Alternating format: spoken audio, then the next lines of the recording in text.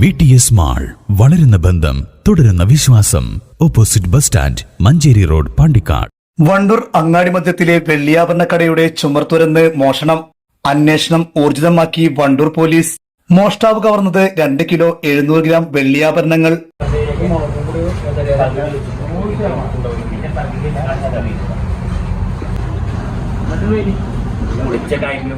വല്ലാത്തൊരു പണിയാക്കി കാട്ടിയിരുന്നു. ഒരുപാട് ഇരുമ്പുട്ടി കമ്പനിക്കൊക്കെ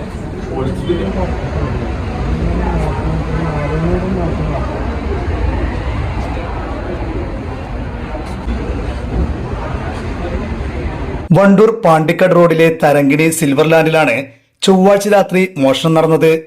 ഏകദേശം 19 ലക്ഷം രൂപയുടെ ആഭരണങ്ങളാണ് മോഷണം പോയിട്ടുള്ളതെന്ന് ഉടമ പോലീസ് നൽകിയ പരാതിയിൽ പറയുന്നു. കടയിൽ പ്രദർശനത്തിന് വെച്ചിരുന്ന 3 കിലോ തൂക്കമുള്ള വിവിധ ആഭരണങ്ങളാണ് മോഷണം പോയത്. മുഖവും ശരീരവുമെല്ലാം മറച്ചെത്തിയ ഇയാൾ ഒറ്റയ്ക്കാണോ ഇതിന് പിന്നിലെന്ന് പോലീസ് അന്വേഷിക്കുന്നുണ്ട്. ഡോഗ് സ്ക്വാഡും വിരലടയാള വിദഗ്ധരും സ്ഥലത്തെത്തി പരിശോധന നടത്തി. സമീപത്തെ മറ്റു സ്ഥാപനങ്ങളിലെ CCTVകളും പോലീസ് പരിശോധിക്കുന്നുണ്ട്. അതേസമയം പോലീസ് സ്റ്റേഷന്റെ വെളിപ്പാടകലെയാണ് ഇത്തരത്തിൽ ഒരു മോഷണം നടന്നിട്ടുള്ളതെന്ന് അത്യന്തം ഗൗരവകരമാണ്.